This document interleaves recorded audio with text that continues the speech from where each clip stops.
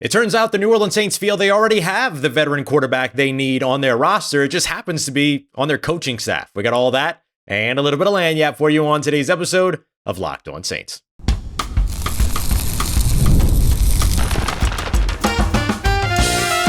You are Locked On Saints, your daily New Orleans Saints podcast. Part of the Locked On Podcast Network, your team every day.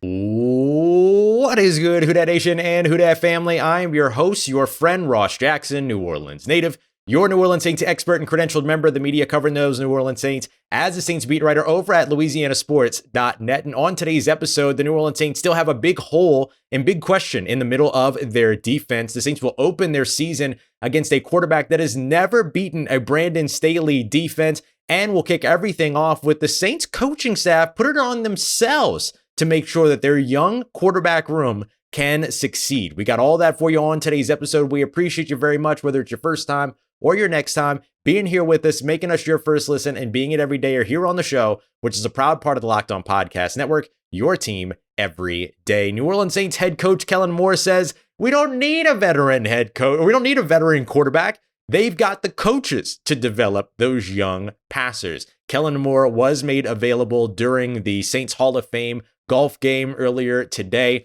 And when he was asked about that young quarterback room and bringing in a veteran quarterback, one of the first things that he mentioned was something that we've pondered here on the show for quite some time. Will the Saints add a veteran quarterback, or do they feel they have the veteran quarterback already on their coaching staff? Kellen Moore, former NFL quarterback, Doug Nussmeier, former NFL quarterback, the offensive coordinator, quarterback coach Scott Tolzien, former NFL quarterback as well. And it sounds like that's exactly the way that the Saints intend to go. It was Kellen Moore talking about how the coaching should make up for the lack of experience. So if that's the case, it's very clear that the Saints are rolling with their very young quarterback room. And make no mistake about it, they have a very young quarterback room. Their eldest quarterback is third-year quarterback Jake Haener. Then you've got second-year quarterback Spencer Rattler, and then you got a pair of rookies drafted in the second round, Tyler Shough, who we expect will become the starter for the New Orleans Saints in 2025. And then, of course, undrafted free agent rookie that a lot of people are excited about, Hunter Dekkers as well, also on this roster. All together, 7 games of starting experience, all of those games coming last year in 2024, and then 0 wins amongst this quarterback room as well. Now, what the New Orleans Saints are trying to do isn't shocking. It doesn't happen very often, but it's not shocking. We've seen it with other positions as well. I go back to, I think it was last year, maybe the year before, maybe it was the year before, but the Green Bay Packers had the youngest wide receiver room in the NFL, and everyone kept wondering, well, are they going to bring in a veteran wide receiver? Are they going to bring in a veteran wide receiver? And they never did, because that's what the coaching staff was for. That was kind of the way that they played it up. And those young weapons took off in 2023. Now, there's a big difference between your young weapons being having the ball thrown to them by an established passer like Jordan Love was becoming at that time. However, not the same thing as the young quarterback that's trying to make every decision possible on that New Orleans Saints offense. So obviously the two are very different based on the position, but we've seen teams go this route before. We just haven't seen it here in New Orleans.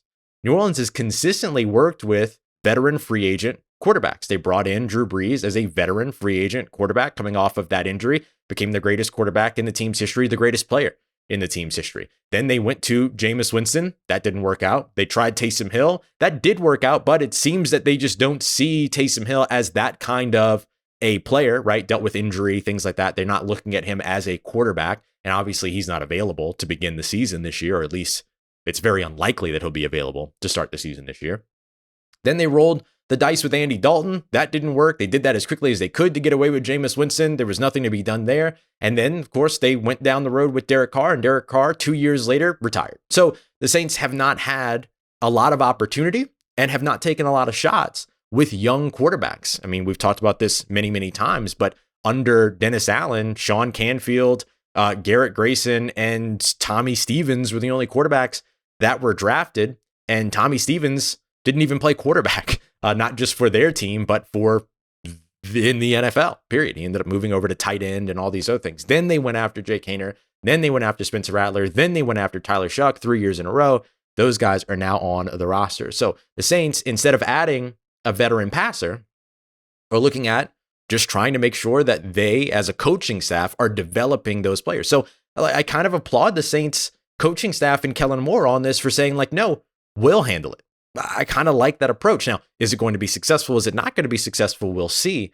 And, what are you trying to do with the veteran quarterback in the room? Have somebody around that basically kind of helps them learn the offense, maybe? Well, Kellen Moore's offense changes everywhere that he goes. And so is there anybody that really knows his offense that's available? I mean, they just moved on from Ben DiNucci, who spent, 2 years with Kellen Moore back in Dallas. And so if that's not foundational enough knowledge to warrant sticking around, kind of makes you wonder what really would be the criteria for having a veteran quarterback in this offense anyway. The other reason why you're bringing in that veteran quarterback is just good habits, right? Helping to teach the young guys, like, hey, here's how you take care of your body, make these decisions, things like that. Well, if you got 3 guys with NFL starting experience or NFL playing experience on your coaching staff, then maybe you feel like you don't necessarily need that veteran around to do that because you want to teach those young guys how to do it, as opposed to there being some middleman in the middle that maybe can muck some stuff up or whatever that might be. So the Saints taking it on themselves. And look, that means that the success or failure of these young quarterbacks is all on this new coaching staff.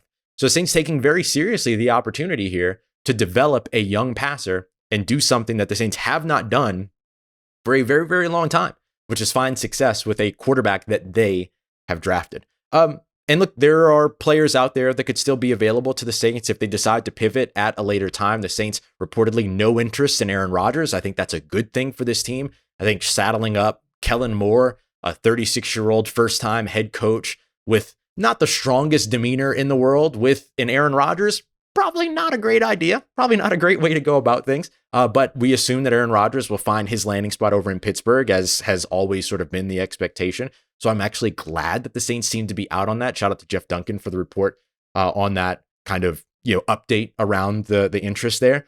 And they could still pursue other veteran passers after the preseason. I'd keep an eye on the Giants quarterback room, which is kind of overstaffed at the moment.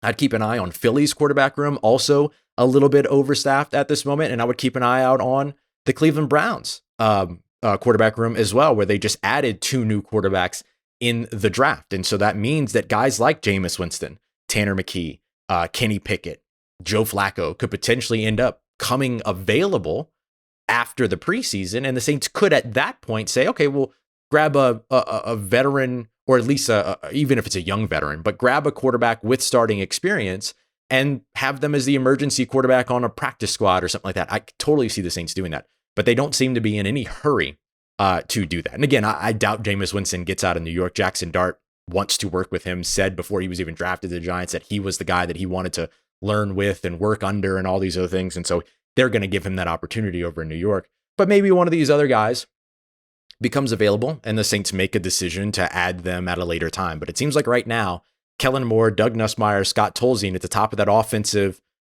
coaching staff in terms of who impacts the quarterback. And I'll throw Joel Thomas in there too. Those guys saying, no, we got this. We'll be the veterans in the room. And so we'll see. We'll see if the Saints can find success that way. But it is something that we kind of expected might be the case. Speaking of quarterbacks, the New Orleans Saints are taking on some pretty eclectic quarterbacks over the course of the 2025 season, 2 of which, though, have never beaten a Brandon Staley offense, including Kyler Murray, who the Saints will open their season against. We got that coming up next as we continue on with today's episode of Locked On Saints, part of Locked On Podcast Network, your team every day.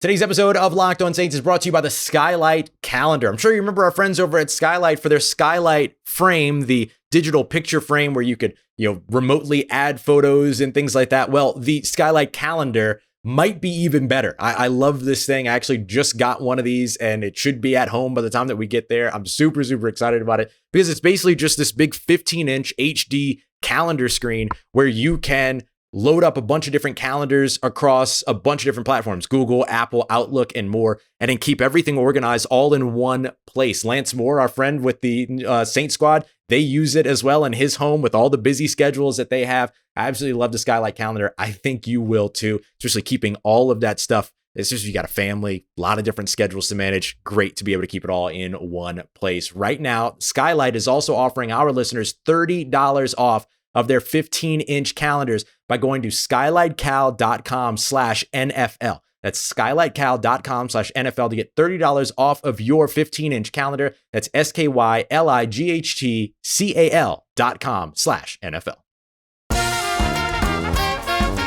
All right, family, the New Orleans Saints are going to open up their 2025 season facing a quarterback that has never beat a Brandon Staley defense. And there's another very important quarterback that is also winless against Brandon Staley's defenses. I did a breakdown of all the different quarterbacks that the Saints will face in the 2025 season, and I wanted to specifically look at those that have played against Brandon Staley throughout his time. There are 6 quarterbacks that are the assumed starters. Now, there are some curveballs here that could end up playing, a bit of a role, right? Does Kirk Cousins end up starting for the Falcons by the time that the Saints and Falcons meet for the first or second time? We'll see. Who will be the starter for the New York Giants is still a big time question mark. Will it be Russell Wilson? Will it be Jameis Winston? Will it be Jackson Dart, the rookie? We don't know. But the presumed starters, there are 6 of which that Brandon Staley has been a defensive play caller going up against. So I didn't include his days as a position coach with the Chicago Bears. I didn't include the 2024 season where he was assistant head coach for the San Francisco 49ers. I only included 2020 through week 15 of 2023, which were when he was a defensive play caller with either the Rams as a defensive coordinator or the Chargers as head coach. And during that time, he went 8-6 in 14 games against the following 6 quarterbacks: Kyler Murray, Sam Darnold, Josh Allen, Russell Wilson, Baker Mayfield, and Tua Tagovailoa. Kyler Murray, because they played in the same division, Brandon Staley's first year as the defensive play caller for the Los Angeles Rams, went up against a Brandon Staley defense 3 times in his career, twice in 2020 when they were in the same division, and once in 2022 when the Cardinals took on the Chargers. During those games, Brandon Staley's defense won all 3. Kyler Murray 0-3 up against Brandon Staley and his defense. During that time, Brandon Staley and his defense held Kyler Murray to just over 150.3 passing yards per game, 5 touchdowns to 2 interceptions, and got after him for 5 sacks, including a fumble loss. His average passer rating in those games hovered around 88. If you want these numbers, these are all available to insiders and everything. I have a whole spreadsheet that has all this stuff. So you can join insiders by clicking on the link in the description or texting HooDat to 504-285-7473.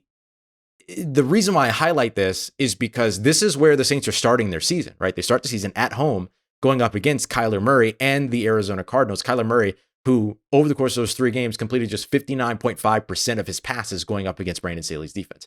This kind of colors that opening game a little bit differently for me. It tints it a little bit. I chose the opening game as a loss for New Orleans up against the Arizona Cardinals because new offensive system, new defensive system, all that. But I mean, Brandon Staley's first year as a defensive coordinator in 2020, he beat Kyler Murray twice, limited Kyler Murray twice. Then came back around second year as a Chargers head coach, beat Kyler Murray again. And so the way that I'm looking at this is maybe, just maybe, Brandon Staley's defense could be the deciding factor in this game. I mean, 59.5% completion percentage over the course of 3 games in your career up against this defensive coordinator, including a game, by the way, where he completed 72.7% of his passes. He went 8 of 11 in that game. I think he left early with an injury in that one. But that's a pretty sizable situation to keep in mind. And so definitely something to watch in this matchup. Or in that matchup coming up. The other quarterback that Brandon Staley will see next year in 2025 that he is undefeated against is a really important one, and that's Baker Mayfield. Now, it was just 2 games, including that weird season in 2021 where Baker Mayfield showed up in Los Angeles on like a Tuesday and then played and won a game on Thursday Night Football. Well, later on that, a week later or 2 weeks later, he ended up going against Brandon Staley and the Los Angeles Chargers, and Brandon Staley and the Los Angeles Chargers won that game. So he's actually 2-0 up against Baker Mayfield. Brandon Staley is during those games, 218.5 passing yards in terms of the average there per game. 66.7% of his passes completed. No interceptions, but just 2 touchdowns and 4 sacks during that time. And so Baker Mayfield actually played pretty well, 100.9 passer rating average over the course of those 2 matchups. And so Baker Mayfield actually played well during those games, but just didn't win against Brandon Staley's defense. So that's a big one to watch because obviously that's a team that you're going to want to compete against, right? That's the team in your division that you're going to be facing twice. You're hoping that Brandon Staley's defense catches on quickly and improves this defense as best it can from last season, where they were 31st in the NFL against the run, where they weren't super impressive against the pass. They weren't super impressive, period. And remember, 11 interceptions over the course of those first, 9 games, 10 games, and then 9 games. And then after that, only 3 or 4 interceptions for the rest of the season.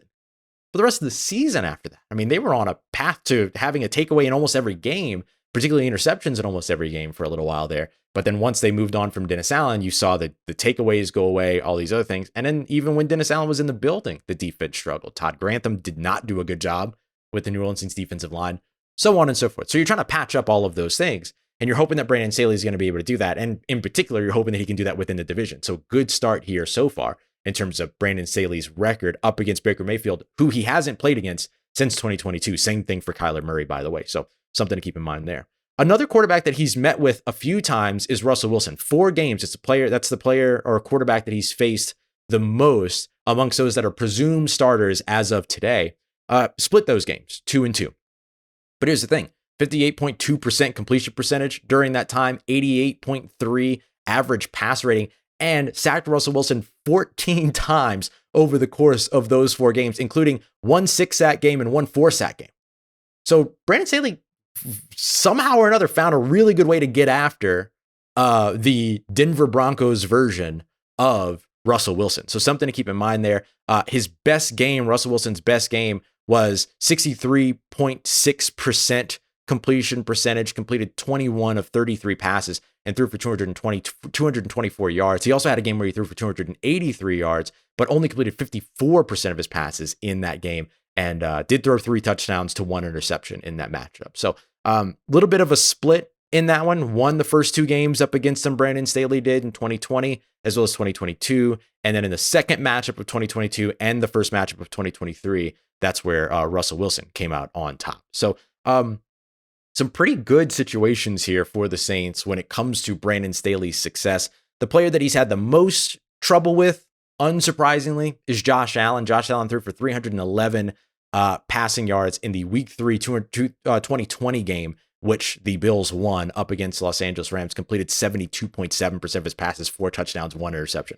So I don't think anyone's looking forward to that game as a New Orleans Saints fan anyway. But Josh Allen's success against Brandon Staley definitely exists there. The two did meet again, or rather, Josh Allen met up against the Los Angeles Chargers in 2023, but it was after the dismissal of Brandon Staley. So I didn't include that one in the numbers. That was like week 16. I think Brandon Staley was fired after week 15. So I didn't include that one in the metrics there. But even still, when they met back in 2020 with that really fantastic Los Angeles Rams defense in week 3 of that season, Josh Allen came out on top in a big way, in a very big way. So there's some more information like this, like I said, with the insiders, more information on every quarterback that the Saints will face in 2025 over at LouisianaSports.net. Just published that piece earlier today.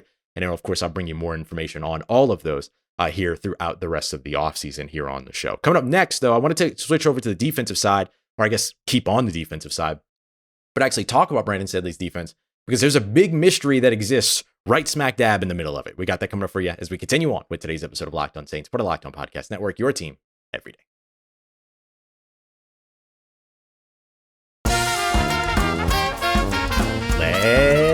Let's get it, Who Dat Nation. The New Orleans Saints, of course, are changing over their defensive scheme. Brandon Staley coming in as a new defensive coordinator. And there's a massive mystery on their defense, which is who's going to be the nose tackle in the middle of that defensive line when they do go to those 3-4 looks or those 3 down line looks. We'll call them the odd man fronts. So just to give you a little bit of background here, the Saints defense was originally sort of this, I think a lot of people refer to it as a 4-3 defense, 4 down linemen, 3 linebackers, but really they were a multiple front defense. They played a little bit of odd man, they played a little bit of even fronts, all these other things. The Saints are probably going to do that same thing here in 2025 under Brandon Staley. But they're probably going to play a little bit more of those odd man fronts, 3 down linemen. So 1 defensive end on either side. And then instead of 2 defensive tackles in the middle, just 1 big body defensive tackle lined over nose to nose with the center, and then 2 stand-up edge rushers over on the outside, one of which would probably rush, the other would probably drop back in coverage, things like that. So we'll see which way the Saints go with all of that in terms of who that front 7 will really be. But the additional kind of piece to all this is who's going to be that anchor in the middle of the defense, right? We think back to years ago when the Saints had Malcolm Brown in the middle of their defense, 320 plus pounds, big bodied guy that just took up the numbers and was a space eater in the middle of the defense. Do the Saints have that guy on their roster? Well, there's Colin Saunders, 320 plus pounds. However, he is a situation where, or he is a player that hasn't played a ton of nose tackle, right? Played in the Kansas City Chiefs defense, where he spent a little bit more time either as like a 3 tech or maybe as a 1 tech. That's kind of a similar situation, but played a little bit more of those odd man fronts. And so the trying to figure out who's going to be that guy is pretty interesting. So what I did was that I went through and I just kind of looked through the history of each of the players that the Saints have that could be one of those nose tackles. Colin Saunders, Nathan Shepard, John Ridgway, Khristian Boyd, newly added Vernon Broughton could absolutely be that guy as well. But I just want to take a look back at their history to see who it is that has the most snaps as playing as a legitimate nose tackle. And the guy that's got the most in the recent past, and I didn't limit this to NFL, I went to college as well, because you're talking about some young guys in this equation too, was really Khristian Boyd. Khristian Boyd, the year that he came out, 2023, or the last year that he played before he came out, 2023, been over 200 snaps as a quintessential nose tackle, lined up over the face of the center. John Ridgway, over the course of the past few seasons, hovered around 80 to 70. Colin Saunders hovered around that same spot. Nathan Shepard played more of a 3-4 defensive end than he played 3-4 defensive tackle. Vernon Broughton played more of an odd man, not necessarily a nose tackle, or an even man, not necessarily a nose tackle, 305 pounds. So I think the thing that you're looking at here probably is your most experienced nose tackle in terms of somebody that's actually played the position is one of your least experienced NFL players, which is Khristian Boyd. And this goes to one of our earlier conversations around the hire of Brandon Staley, which is that Khristian Boyd could be in for a bigger role in New Orleans because of the hire of Brandon Staley. Khristian Boyd did not get the development that he needed to get or the opportunities that he needed to get, right? There's a difference between not developing and not being developed. That was something that we talked about on the squad show Monday morning with John Hendricks. He didn't really get a lot of opportunity to develop last year. And so never got opportunities to play, all those other things. And so it's one of the reasons why, like, we saw a lot of people who were like, well, why can't Khristian Boyd get on the field? Why can't Khristian Boyd get on the field? And we didn't have an answer for that. One of the reasons why is because it was because of the coaching. It was the coaching staff. It's not him, everything. And so will he get more opportunities now? Because the Saints need somebody that plays a role that he actually has experience playing to a higher degree, or at least to a, maybe I shouldn't say higher degree, but maybe I should say to a higher frequency, right? A more frequent basis than just about any other defensive tackle on this roster. And so Khristian Boyd could be that guy that ends up maybe holding down that role. And so if that odd man look goes Devon Godshaw, who didn't play a lot of nose tackle at New England, played mostly 3-4 defensive end in New England, Khristian Boyd, and then maybe Brian Brzee and or Cam Jordan rotating in. I would probably go Cam Jordan on rundowns, go Brian Brzee on passing downs. That's an early look at what that could end up looking like. The interesting thing then becomes, like, what do the sub packages look like? How do you change? How do you shift? All these other things. I think all of that is you're going to see Nathan Shepard coming in as a 3-4 defensive end. You're going to see Cam Jordan and Brian Brzee coming in as a 3-4 defensive end. I think there's going to be occasions where your odd man front goes light and you have somebody else like a Brian Brzee that plays nose tackle because they're trying to get an extra interior rusher on that situation as opposed to an outside rusher, or still be called inside because of that odd man front. But you get it, like not necessarily having that rush coming from the end, but trying to get that rush from the middle of the pocket, right? Trying to crash that pocket that way. Brian Brzee could be great for you in that situation, using that athleticism nose to nose with the center. So I want to be clear that whoever is the more prominent or more frequent nose tackle isn't going to be the only nose tackle. There's going to be 4 or 5 different players that end up playing that position by the time the season's done. Like maybe I shouldn't say 4 or 5, but 4 or 5 probably means like if there's an injury, but there's going to be at least 3 guys that end up rotating there at different points and in different situations, different down and distance, different opponents too, right? Like if there's a weakness of pass rush in the middle of a defense, guard, center guard, then maybe you put your pass rusher there to help you out and stuff like that. So there's going to be different looks in terms of what that looks like and everything. But it is kind of one of the bigger questions around the defense right now is who is that typical go-to base guy, right? The fundamental guy that is there in the middle of that defense. And maybe it's Khristian Boyd. It's really interesting that like the most experienced player actually holding that role in recent years, right? In recent years, I'm looking within the last 3 or 4 years, is a guy that doesn't have a lot of NFL experience because he just wasn't given opportunity last year. So I think Khristian Boyd is a name to start to think about as a player that could see a big step forward in 2025 because of the change in defensive scheme. And he's a guy that's really, really wants that opportunity. I mean, John Hendricks talked about how hungry he is, all those other things. We've seen that all throughout the 2024 season too, watching him in practice, talking to him in the locker room and stuff like that. He's hungry for his opportunities. And thanks to the hire of Brandon Staley, he might get exactly what it is that he's looking for. All right, coming up in tomorrow's episode, I want to take a look at Kellen Moore's favorite run play and how the New Orleans Saints can execute it and what it might mean for Trevor Penning, especially if they move him to the inside. Lots of good stuff coming up on tomorrow's episode. We appreciate you very much, as always, making us a party day, part of your routine for saying yes to me and the show. If you see me, please say hi. If you need anything else around your New Orleans Saints in between these episodes, make sure you follow me on your favorite social media at Ross Jackson, NOLA. Hit me up. Let me know how the family's doing. Let me know how you living. Let me know how you're momming them. And trust you, that nation. I'll holla at you.